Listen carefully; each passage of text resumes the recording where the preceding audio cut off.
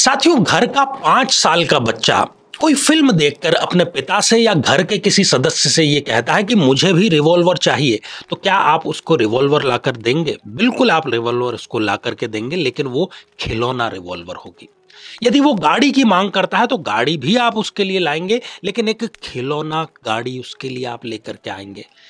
ठीक वैसे ही जब तंत्र में हम शराब के प्रयोग की बात करते हैं, तो जो नौसिखिए हैं, जो नव प्रवेशित हैं, जो अभी नए नए इस तंत्र को जान रहे हैं, उनके लिए अनुकल्प दिए गए हैं। तंत्र में उनके लिए नारियल पानी के द्वारा, दूध के द्वारा या अन्य पदार्थों के द्वारा इस मद्य का प्रयोग करके साधना संपन्न करने की बात की जाती है, ना कि कोई एक्चुअल अल्कोहल वहां पर कंजप्शन की बात की जाती है। वो बहुत दूर की और बहुत उच्च स्तर की बात है, जब आप इन सब चीजों से ऊपर उठ जाते हैं तब की।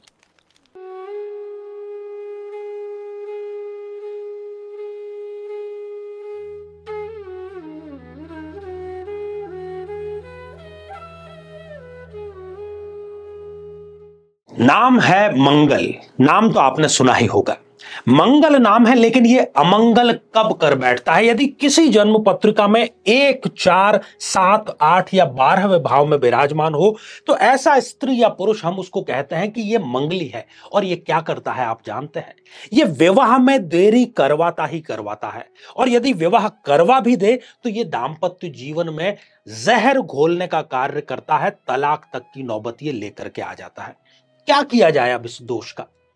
साथियों, यदि आप भी इस दोष से पीड़ित हैं, तो एक बहुत ही सटीक और सही समय आ रहा है, और वो समय है मंगला गौरी का। जी हां, 23 जुलाई 2024 की हम बात कर रहे हैं। इस दोष की समाप्ति का इससे अच्छा मौका अगले 1 वर्ष तक आपको नहीं मिलने वाला है। तो यदि आप भी इस स्रोत का पाठ अपने निमित्त कराना चाहते हैं, विवाह करना चाहते हैं, दाम्पत्य जीवन में रस घोलना चाहते हैं, तो इस विलक्षण अनुष्ठान में आपको अवश्य भाग लेना चाहिए, क्योंकि यह मंगल दोष निवारण का ब्रह्मास्त्र है।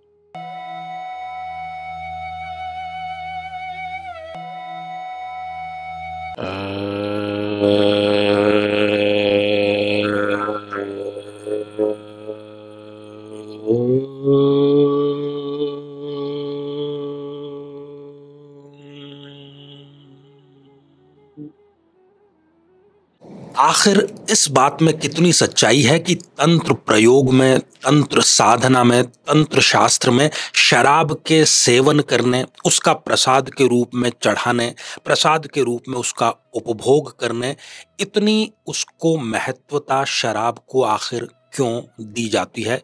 क्या है आखिर इसके पीछे की सच्चाई? साथियों, तंत्र और शराब, इनका जो रिश्ता है, मैं समझता हूं कि इससे ज्यादा गलतफहमी और किसी रिश्ते को लेकर के नहीं है। और हमारे पिछले एपिसोड में भी यदि आपने देखा हो, तो तंत्र को लेकर के जो गलतफहमियां हैं, उनको दूर करने का निरंतर हम लोग प्रयास कर रहे हैं। और जो 5 मकार हैं, मकार का अर्थ जो म से जिसका उच्चारण प्रारंभ हो रहा है और तंत्र शास्त्र में उसका प्रयोग किया जाता है, उसको 5 मकार कहते हैं। चाहे फिर वो मद्य हो अर्थात शराब, जिसकी आज हम चर्चा करेंगे, मांस हो, मीन अर्थात मछली हो, मैथुन अर्थात सेक्स या संभोग हो, या फिर वो मुद्रा। तो शास्त्र जो कि तंत्र के शास्त्र हैं, उसमें ये स्पष्ट उल्लेख आता है कि ये जो 5 चीजें हैं, जो 5 मकार हैं, इनके प्रयोग से जो तंत्र शास्त्र के अनुष्ठान होते हैं, जो प्रयोग होते हैं, वो व्यक्ति को मोक्ष प्रदान करते हैं। बहुत ही विरोधाभासी बात है। और जो एक सात्विक व्यक्ति है, एक साधारण व्यक्ति है, एक संस्कारित व्यक्ति है, वो जब पहली बार ये बात सुनेगा, न केवल वो आश्चर्यचकित रह जाएगा, बल्कि वो तंत्र को घृणा की दृष्टि से देखने लगेगा। तो ये घृणा जो है वो दूर कर सकें और इसके सही अर्थ को आप तक पहुंचा सकें, इसीलिए इस प्रकार के विशिष्ट प्रश्न जो तंत्र से लेकर के हैं, उस पर हम ये चर्चा की श्रृंखला लेकर के आए हैं। साथियों, एक चीज होती है किसी चीज का प्रत्यक्ष प्रयोग, और प्रत्यक्ष प्रयोग कौन करेगा जो उसमें पारंगत है। आपके घर में एक 5 साल का आपका बेटा है, वो किसी फिल्म में देखता है कि जो हीरो है वो बहुत अच्छे फाइट कर रहा है और उसके हाथ में एक रिवॉल्वर है। वो आपसे क्या कहेगा, डैडी मुझे रिवॉल्वर चाहिए। आप उसको रिवॉल्वर लाकर देंगे, बिल्कुल देंगे, पिता का आप कर्तव्य निभाएंगे, लेकिन वो रिवॉल्वर एक खिलौना रिवॉल्वर होगी, एक नकली रिवॉल्वर होगी। यदि उसको गाड़ी चाहिए तो वो भी आप नकली एक खिलौना रूपी गाड़ी देंगे, या आप उसको ड्राइविंग की सीट पर ले जाकर बैठा देंगे, या आप उसको असली की AK-47 ला करके दे देंगे। बिल्कुल भी आप ऐसा नहीं करेंगे। तो तंत्र में भी ठीक ऐसा ही है। जो तंत्र के उस उच्चतम स्तर तक अपने शरीर को तपा करने के बाद में, अपनी आत्मा पर विजय प्राप्त करने के बाद में वहां तक पहुंच चुके हैं, वो कहीं जाकर के, वो भी संख्या बहुत कम है, वो शराब का प्रत्यक्ष प्रयोग कर सकते हैं तंत्र के दौरान, लेकिन और कोई भी नहीं।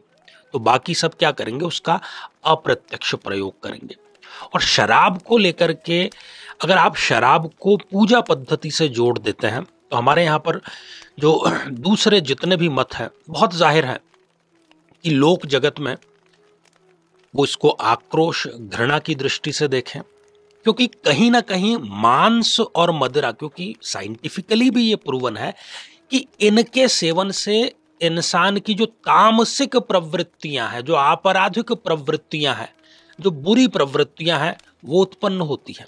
सात्विक व्यक्ति तो फलाहार करेगा, शाकाहार में वो रहेगा, मंत्र जाप कर लेगा, यज्ञ कर लेगा। यज्ञ में क्या करता है, वो फूलों का, फलों का, ऐसी टहनियां जो कि ऐसे वृक्ष से मिली है जो टूट चुके थे, सूख चुके थे, उसकी समिधा का वो प्रयोग करता है।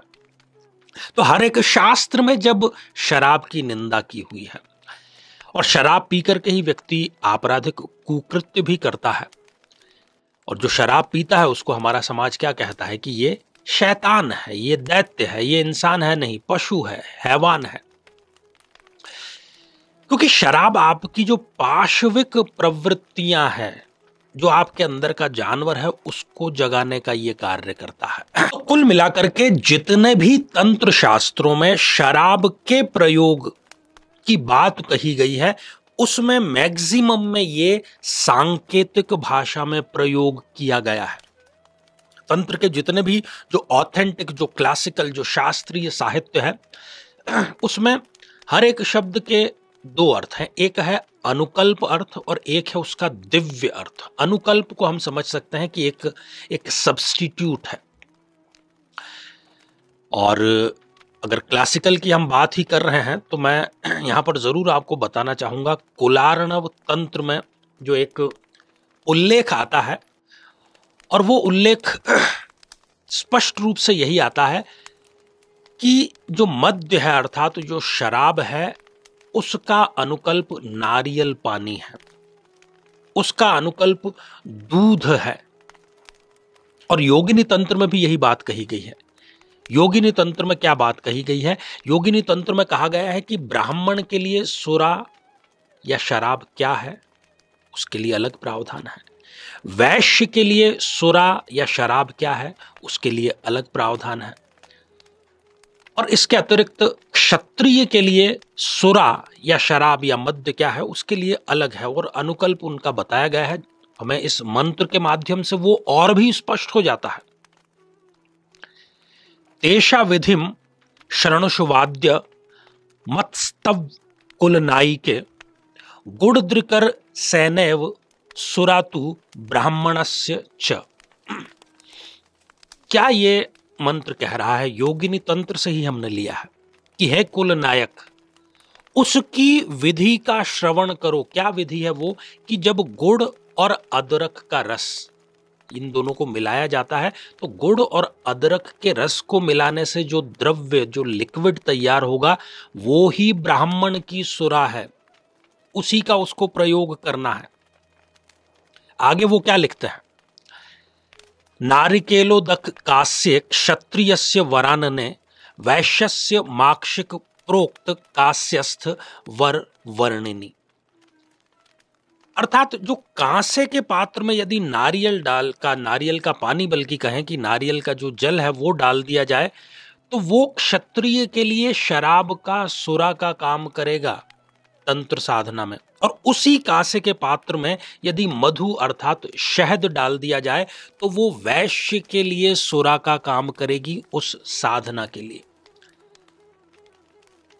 तो कैसे हमने देखा कि ब्राह्मण के लिए, वैश्य के लिए, क्षत्रिय के लिए, सभी के लिए अलग अलग अनुकल्प दिए गए हैं।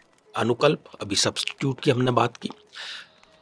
और जिस दिव्य अर्थ की हम बात कर रहे थे, तो कुंडलिनी जागरण के माध्यम से, एक्सीलेंस पर पहुंचने के माध्यम से, आत्मा और परमात्मा के मिलन के माध्यम से, षट चक्रों के भेदन के माध्यम से जो सहस्त्र दल चक्र है, सहस्त्रार जो चक्र है, वहां से जो रस टपकता है, शिव और शक्ति के मिलन के बाद का जो रस है, वही असली सुरा है, वही असली शराब है, वही वास्तविक मद्य है।